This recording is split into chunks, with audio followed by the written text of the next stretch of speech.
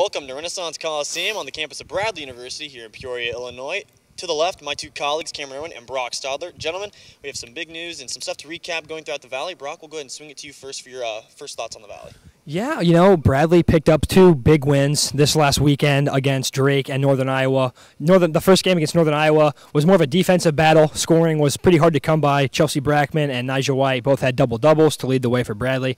They had forced 13 turnovers, had 7 blocked shots, and held UNI to under 50 points. You're going to win a good majority of your games if you can do those three things pretty well, and they did a great job of that. And then moving into Drake, that was probably their biggest win of the season to this point. It was a pretty complete team game. They battled foul trouble most of the game, and it was a struggle to just kind of find their consistency, it felt like, the entire game. But when they needed a big shot to be made, people stepped up. Gabby Hawk had 25 points, had made 5 threes. Laisha Petrie, even though she struggled for most of the game, came up big late in the fourth quarter, made some clutch free throws. And then Tatum Koenig as well had another good game for her this season as well.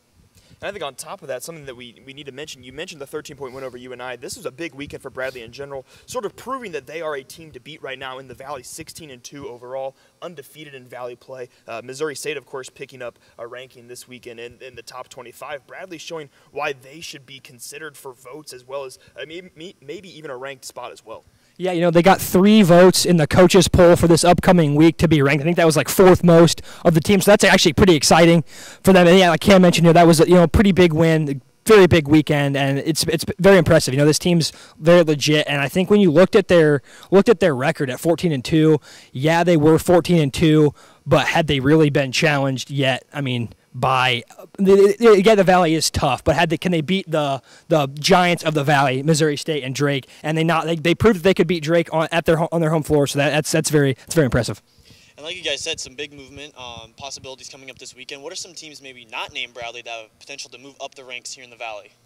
I think especially UNI. This is going to be a huge bounce back week for them. Currently 3-4 in the Valley, 2 losses both to Illinois State and Bradley. Of course, 2 road losses. It's going to be a big weekend for them. If they can sort of bounce back, sort of regain composure. 3-4. This is a Valley that is very tight.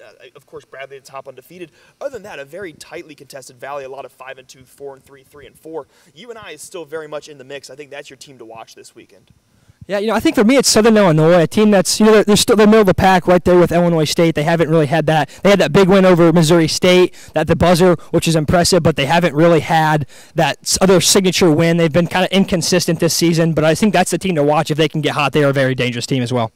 Yeah, speaking of Illinois State, that is who Southern Illinois will play coming up. We'll go ahead and move into our Missouri Valley Picks of the Week. So we'll just go ahead and start with the first game we have is Illinois State and Southern Illinois. Brock, we'll go ahead and start with you. Who do you have? I have Illinois State winning this game. They've been in some tight battles in the Valley. They've picked up some wins, had some losses.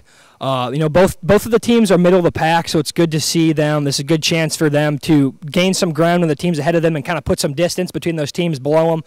I think the player to watch in this game is Lexi Wallen. She's had incredible. She played only 24 games last year, played volleyball at Illinois State, and has come on this season, just scored had her third 20-point game in the Valley season, and has really been the biggest improved player, I think, so far this year in the Valley. Has really complimented TT Magid very well, who's just the leader of that team, and she's brought her consistency every single game.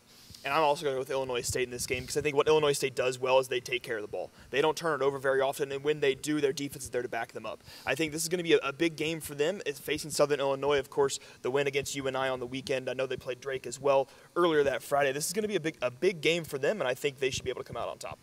Yeah, and I went ahead and I'll make it a Redbird sweep. I went ahead and took Illinois State as well. I think TT Magid, like you said, and then also Redmond coming into the play as well for Illinois State is just going to be too much for Southern Illinois to handle. Now we'll go ahead and move into our second game, Loyola and UNI. Brock, we'll once again start with you. Who do you have between the Ramblers and the Panthers? I have UNI winning this one as well. That's another team, like Cam mentioned, they're struggling. They're below 500, but I think that they have a good chance to get back to 500, and they're at home too, so that's sweetens the pot a little bit even more. Carly Rucker's had a little bit of a down season in terms of her scoring numbers, so I feel like at times scoring's been a little hard for Northern Iowa, but they do have talent. Megan Maas is very good on the inside and as well shooting jump shots from mid-range and three-point range, so that's a nice added bonus to that team. And Cam Finley has stepped up very nice off the bench. She's averaging double figures, so that's great for her. And, just future's bright for this UNI team. And I mentioned earlier, it's going to be a big weekend for UNI. I obviously have UNI in this game, and I know I mentioned it for Illinois State. It's something they do well.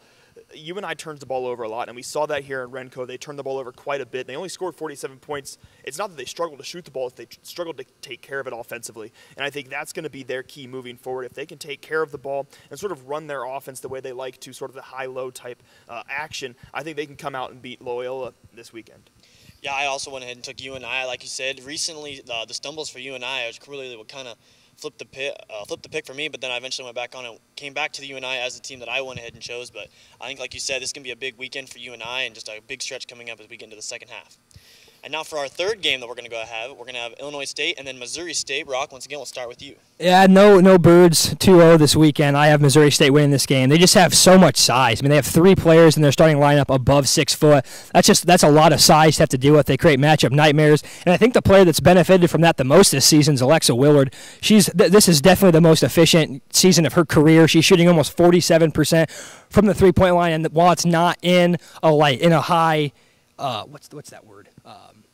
Well, it's not high volume. It is still a number to look at. You can't leave her alone because she's almost 50%. That's pretty crazy.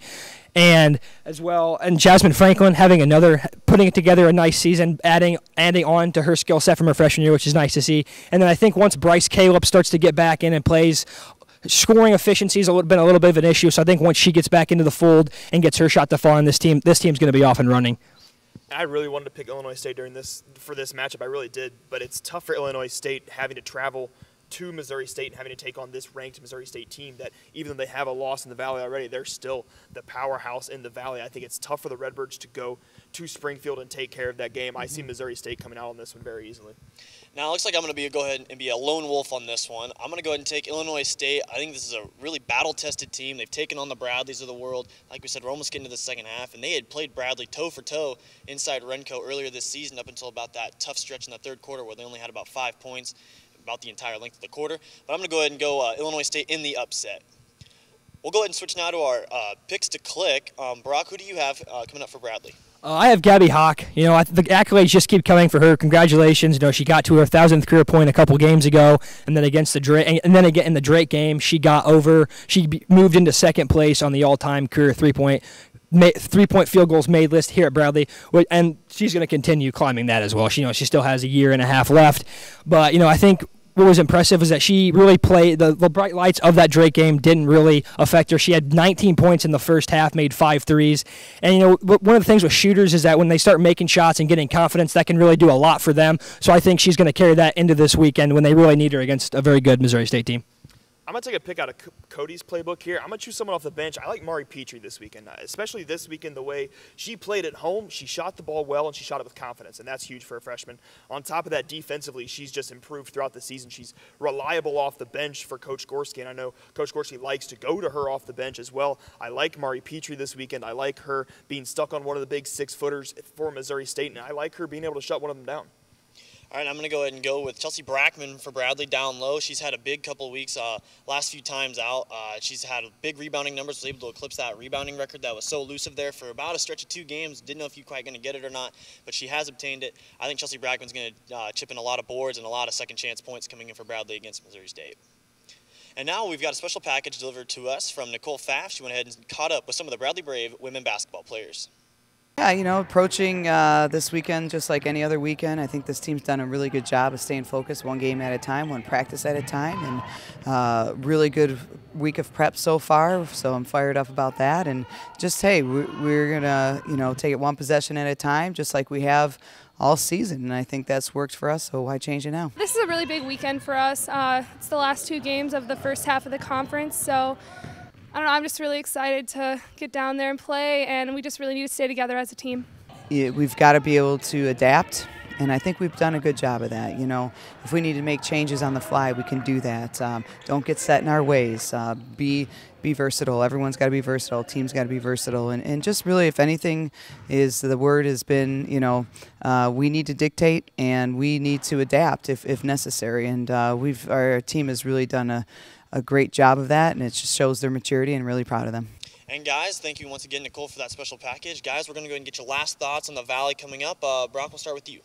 I think this weekend's going to be a big test for Bradley. Obviously, this is a good chance for them to get into the top 25 ranking, which I don't know how long it's been since they last were ranked in school history, but that's an impressive feat, especially for a mid-major team like the Valley to have someone ranked, be well represented like that with 3 teams on the brink of making the tournament every single year. So I think that's just interesting to keep a lookout. Is that battle? We have 3 teams in that race for the top 25. I think it's safe to say this weekend is a preview of our MVC championship game come later in March, Missouri State and Bradley. I think right now those are the top 2 teams in the Valley. By far, those are the 2 teams that are rolling. And I think this is going to be a big weekend for Bradley moving forward. If they can play well with Missouri State and hang with them, I think it's going to be a tooth and nail game. It's going to be very tough, both offensively and defensively, both with the size for Missouri State and the shooting for Bradley. I don't exactly know how that's going to clash come game time, but I think this is a huge weekend for Bradley in order for them to move forward as a team. A win against Missouri State would be huge, and it would sort of propel their weekend as they head towards the Missouri Valley Conference championships. Yeah, I'm in the same boat as you guys. I think this is one of the biggest periods of basketball Bradley's women's team has seen in quite some time. On the other end, though, it's the Valley. Anything can happen. We're only about the midway point. Half the story's only been written. And with that, guys, thanks you for tuning in to the Braves Women's Basketball pregame show.